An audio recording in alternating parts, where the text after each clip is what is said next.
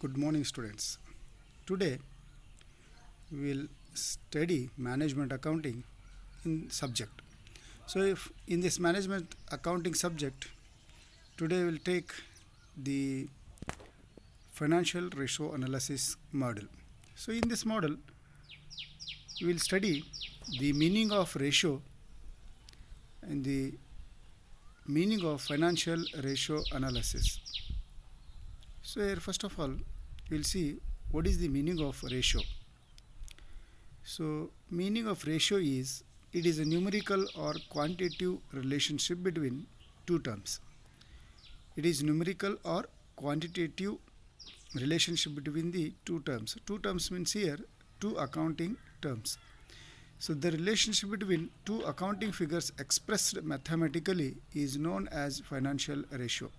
So, here if the two accounting figures expressed mathematically, so such mathematical expression is known as financial ratio. Therefore, ratio analysis is used as diagnostic tool to find the source of financial trouble at a company. Mode of expression here. Next, we will study the mode of expression, how the ratio is expressed. So, ratio can be expressed in three ways. One is time or rate, second one percentage, third one proportion. So, first we will take if the ratio is expressed in terms of time or rate. Here, the one value is divided by another value, and what the value or the unit or the answer we get, that quotient is termed as a time. So here, so whenever by dividing two accounting terms, what we get, that is called as a quotient. Such quotient is termed as time. So percentage, if the quotient is multiplied with the 100, so then the expression is in terms of percentage. So last one, proportion, which is arrived by simple division to one number by another current assets to current level. Here, if one number is divided by another number, by for example, if the current assets are divided by current liabilities, here we get the pure ratio, or that is current ratio. So here, if one accounting term is divided by another accounting term, such a relation or the such answer is known as the ratio. So here, like this, the ratio can be expressed in three ways. One is in time, percentage, and the proportion. So next we will see some of the advantages of ratio analysis. So here, ratio analysis is very helpful for the business organization. It helps in decision making. Here, the by ratio analysis, the business can make any decisions regarding finance, marketing, or anything. So here, this ratio analysis is very important for the company to take decisions. Next, financial forecasting and planning. Here, financial forecasting and planning means, here financial forecasting means future planning, that is future planning about the funds required or the market, etc. Here, operational efficiency. Here, ratio analysis will estimate the operational efficiency of the company, and it helps in comparison of the performance of between years or from one year to another year. By using this ratio analysis, it will help to know the weak points of the company. Next, communicating, simplifying accounting figures. So here, ratio analysis will simplify some accounting figures. So next, there are some advantages are also there. So what are the disadvantages we will see. So here, it is a limited use of a single ratio. Here, single ratio means one ratio is only once used, and here it is a single time usable ratio. So there is lack of adequate standards. There will be no adequate standards for the evaluating the efficiency of the company. Then changes in accounting procedures, window dressing, personal bias, price level changes, variations in accounting methods. These are some limitations or the disadvantages of ratio analysis. So here, how whenever the accounting methods or the price level changes, automatically the ratio will very affect very highly. So therefore, this is very these are the some important limitations of the ratio analysis. So here, after studying the advantages and disadvantages of the ratio analysis, now we will study the parties interested in the ratio analysis. So there are some of the parties which are interested in the use of these ratio analysis. So first of all, we will see one is creditor, shareholder, debtors, and management. These are the four important parties who are very interested in the use of ratio analysis. So first of all, if we take creditors, they will use some ratios like current ratio, liquid ratio, and proprietary ratio. And these ratios are used by these creditors for to test or to calculate the liquidity and the solvency of the company. So here, the creditors will use the ratio or apply the ratio to test the liquidity of the company and the solvency of the company. So here, creditors, those short-term creditors include investors, small investors, and money lenders.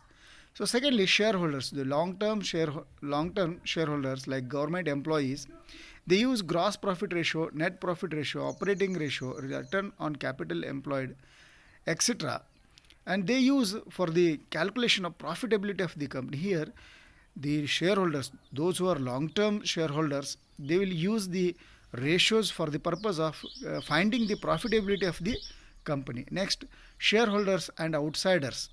So here they will also use some dividend ratio, capital gearing ratio, etc. And they will use these ratio to find out the capital structure of the real capital structure of the company, what the capital includes, whether it is a share capital or the preference share capital, etc. So last one, management, it will use all types of ratios to find out the efficiency of the company. So this is very, very important.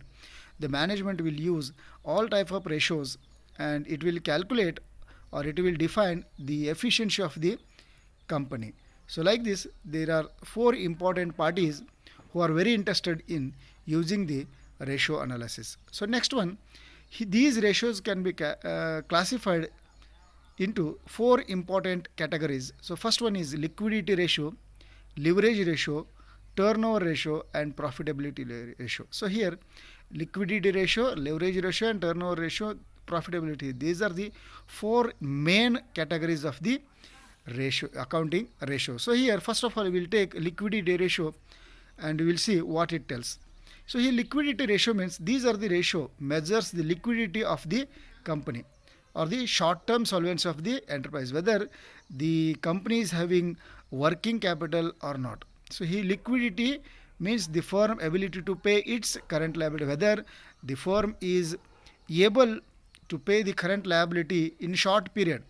So adequate liquidity of the firm to meet short-term obligations. So here, these liquidity or the short-term funds are required to pay or meet the short-term obligations of the firm. So liquidity is essential to measure the short-term solvency of the firm by the management as well as the external interested parties before taking the decision. So these are the very important ratios, and these ratios are very helpful for measuring the liquidity of the firm. That is, whether the firm is able to pay the short-term liabilities or not, it will tell. So here, the liquidity ratios are classified in four important categories. One is current ratio or working capital ratio, quick ratio or liquidity or asset test ratio, absolute liquid ratio or cash ratio, insolvency to working capital ratio. So here, one by one, we will take these liquidity ratios. So first we will take current ratio or working capital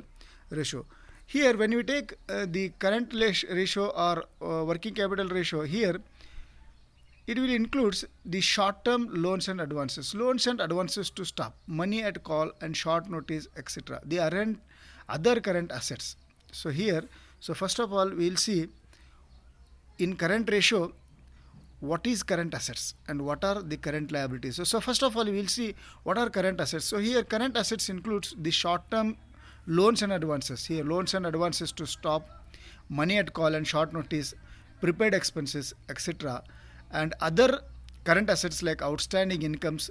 Here, loose tools are not included because these are called uh, these are the fixed assets. So here, some of the important items which are not included in the current assets are preliminary expenses, trade investment, long-term trade investments, fictitious assets, then doubtful debts, any current assets which are hypothecated, discount on issue of shares, and other deferred expenses like advertisement and suspense account. So these are the assets which are not included in the list of current assets. So here current asset also includes the stock and the other inventories, trade receivables, and cash equivalents. So here current ratio or working capital ratio is calculated by dividing the current assets by current liabilities. So here we have seen what are the current assets. So here current assets means it will include current investment, that is marketable securities, inventories means stock, trade receivables like debtors, bills receivables, cash and cash equivalents like cash at bank and cash in hand. So these are the important current assets which are used for the purpose of calculating the current ratio. Here the formula used to calculate the current ratio or working capital ratio is current assets divided by current liabilities. So here like this we will study the ratios.